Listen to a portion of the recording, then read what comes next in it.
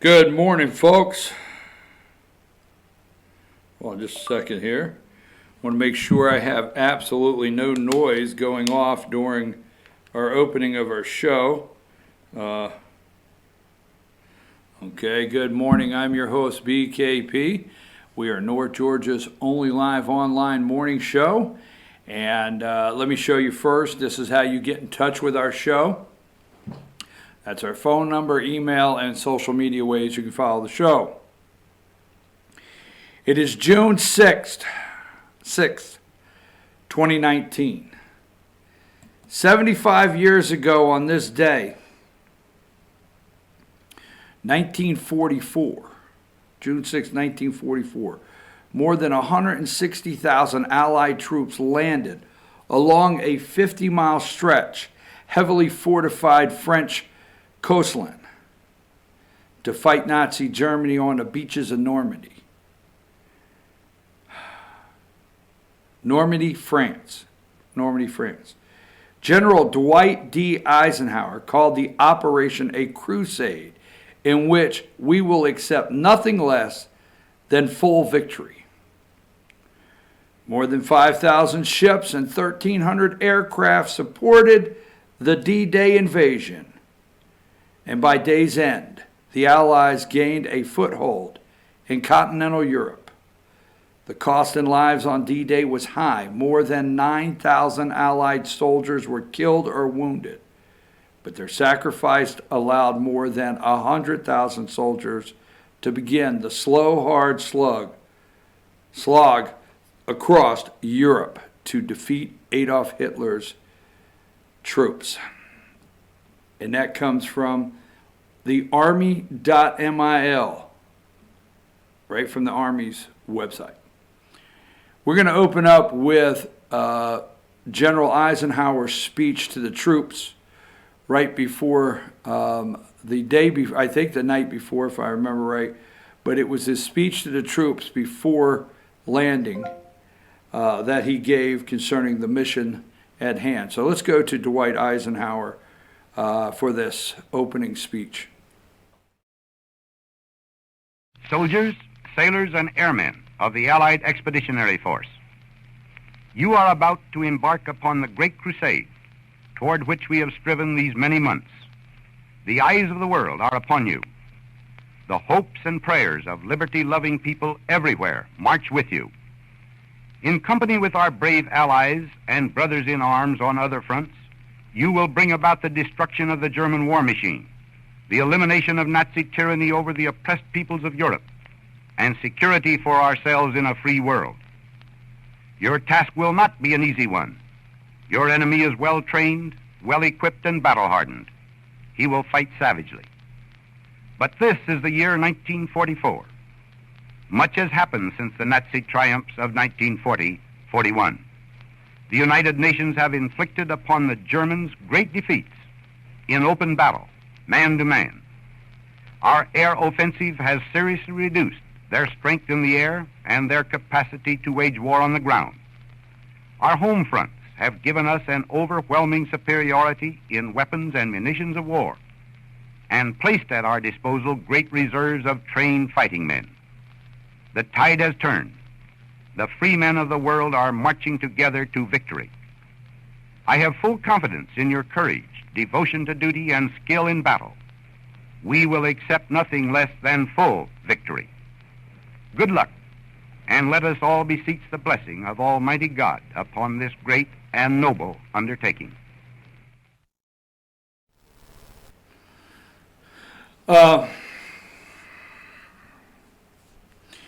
You know, I have thought about playing at the 9 o'clock hour the entire speech from the President of the United States, and I just may. Yesterday, you know, every day I go home and I think of, or when I shut the show down, I start thinking immediately I'm preparing for 8 o'clock in the morning. And I did that all day yesterday as I went through my day. I went through thinking about preparation for 8 o'clock this morning. And I came up with some other things that we're still going to get into. But then I got up at, I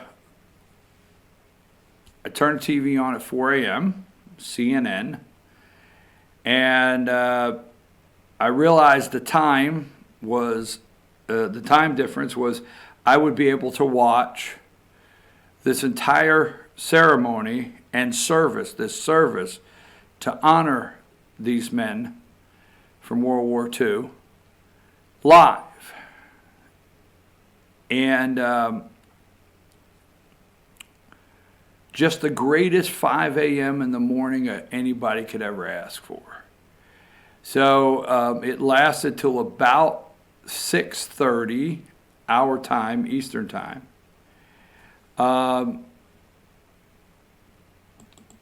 Number 12, the 9,000 plus crosses at Normandy, France. 9,000 plus crosses. Now, I was thinking this morning, I don't know about you, I was thinking this morning on, I often think of the places in the world I would like to visit, and I'm just average guy, North Georgian. I can't go travel the world. I just can't. Got a business to run and financially not able to just gallivant and travel the world. But, I'm like to sit down from time to time, think about some of the places I would like to visit. And as I looked this morning, I said to myself, wow, what I wouldn't give to get to walk through and look at those crosses firsthand. 75 years. I want to go through a couple pictures before we start. And I wanted to make sure my first opening had absolutely nothing to do with politics. I want to make sure first 10 or 15 minutes have nothing to do with politics. And I figure people will take this comment out of context. But give me number 8. And I forget this hero's name. It escapes me right now. That they were honoring here. And I've watched the Normandy D-Day services in the past. I've watched the D-Day services in the past. But particularly this morning, as I watched the President and the First Lady, as I watched these veterans stand. Now, the only humor I can use at this time is the speech took a little longer because when you're waiting for someone 93 to stand for an ovation, you got to add a little extra minute in the program. And these great men that we love so much, making an effort to stand in their 90s as the president acknowledges them. But I was thinking, and I look at that guy in the glasses, and I think about, these guys are all in their 90s, folks. They're in their 90s. If they're left, they're in their 90s. And that day,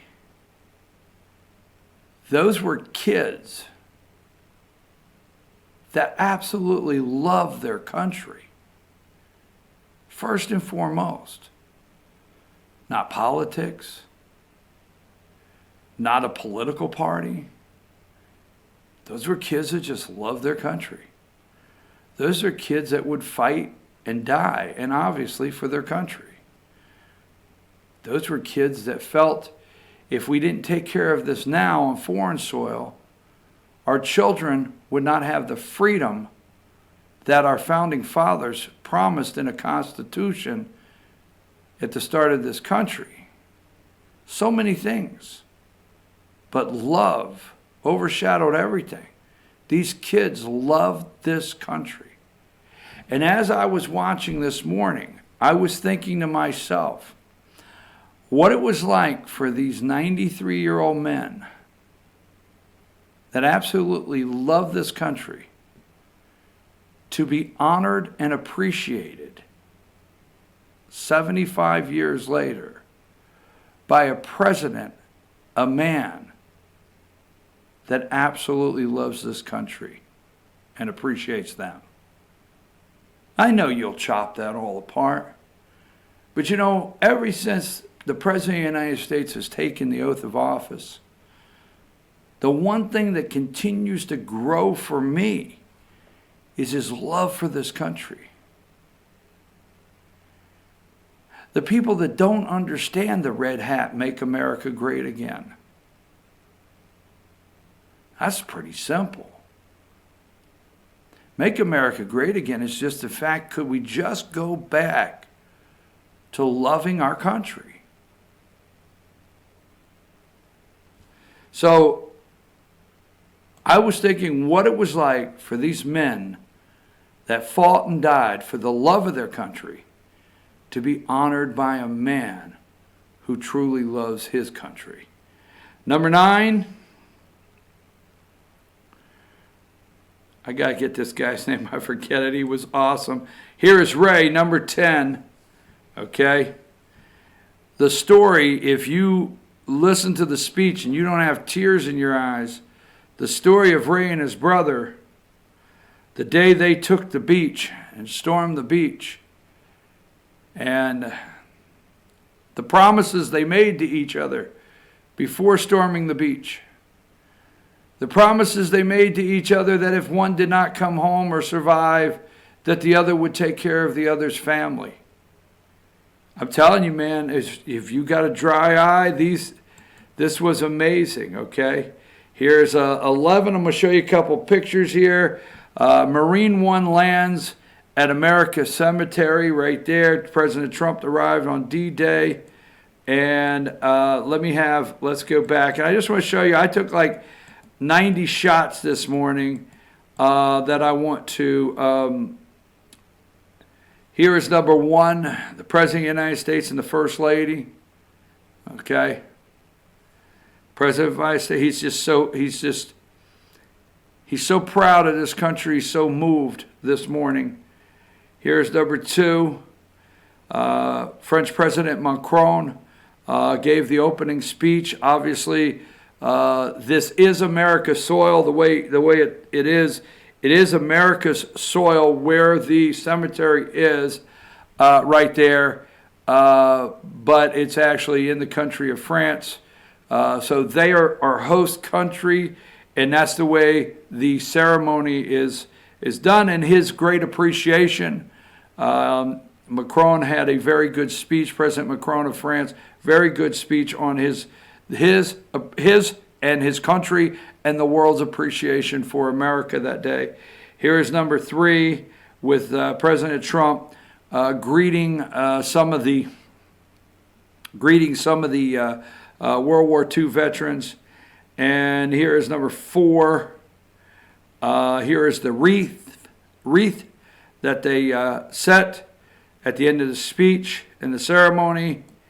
And here is number 5. I don't know this gentleman's name, but this is one of the veterans there.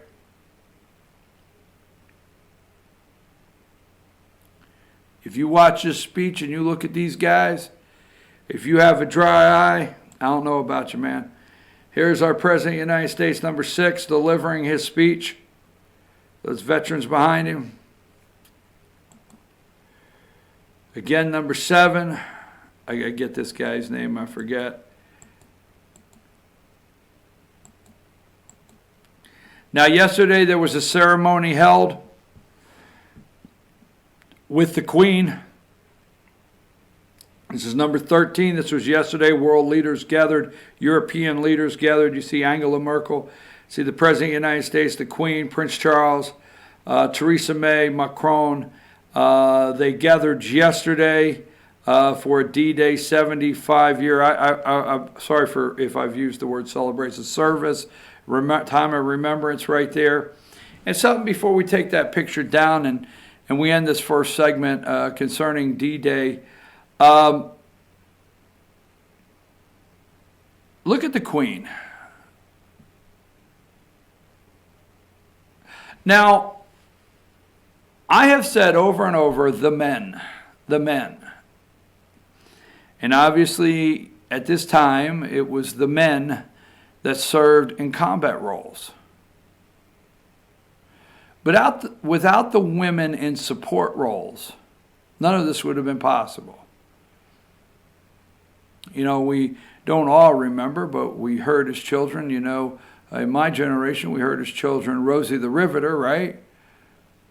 So we know the women in this country that supported the war effort in the factories, producing planes and tanks and whatever support equipment and needs of our men as they went to war.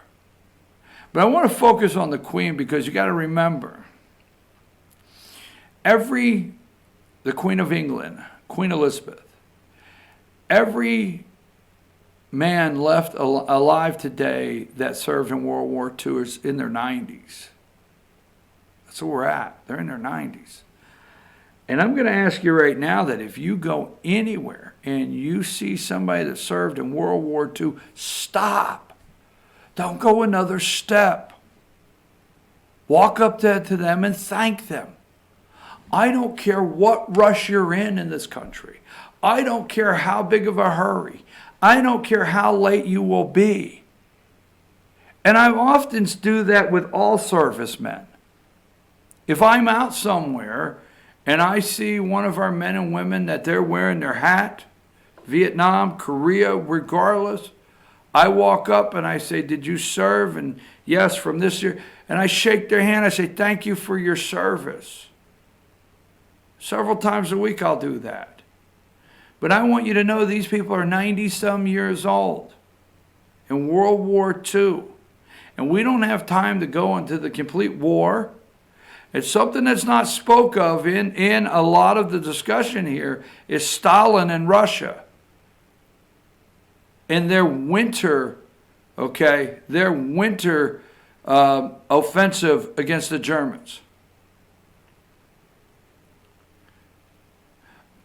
But if you see a World War II veteran, you stop no matter where you're at, what you're doing, how big a hurry you're in, and your status, and you say, thank you, because I couldn't be in a hurry if it wasn't for you. I could not be late for something if it wasn't for you. I could not be doing any of this if it wasn't for you and your generation's sacrifice. Now, the reason I focus on the Queen, and I will close, do you realize Queen Elizabeth in her 90s was training to be a mechanic, working on equipment in World War II? Queen Elizabeth. And her first prime minister was Winston Churchill. And right there she sits. 75 years later, we get up this morning and when I say celebrate, we do. We celebrate the ones that were able to make it there, and we thank them for this beautiful service that we had today with our President of the United States. Once again, what it is like for me as American, and I'm not getting political. Number 8. See, I understand the red hat, and I understand Make America Great Again, and I get it. And I get the context. And I look at that right there, and I think about those young guys, 18 years old, leaving behind a wife, never meeting their children, 9,000, never becoming dads and not knowing it and never meeting their children. Just all the stories. And I think about these men that gave all for the love of their country, to be honored by a man that truly loves his country and appreciates them.